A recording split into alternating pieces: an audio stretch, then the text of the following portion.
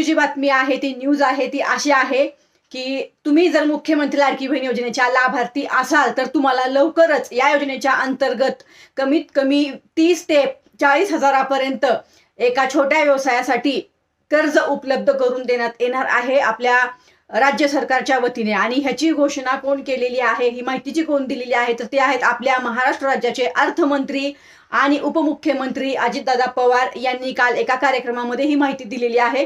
तर ही खूप महत्त्वाची आणि आनंदाची बातमी आहे। ज्या ज्या महिलांना मुख्यमंत्री लाडकी बहीण योजनेच्या अंतर्गत व्यवसाय करायचा आहे, त्यांच्याकडे भांडवल नाही, त्यांच्यासाठी लवकरच बँकांकडून अर्थसहाय्य दिलं जाणार आहे 30 ते 40 हजारापर्यंत।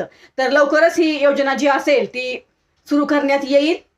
तुर्तास तर ह्याच्यावर विचार विनिमय किंवा सध्या चर्चा चालू आहे, तर लवकरच ही बातमी देणार आहे। त्याचबरोबर आज सगळ्याच विषयावर लाईव्ह पण घेणार आहे, नक्की लाईव्हला या। ही बातमी तुम्हाला कशी वाटली मला नक्की कमेंट करून सांगा। धन्यवाद। जय हिंद, जय महाराष्ट्र।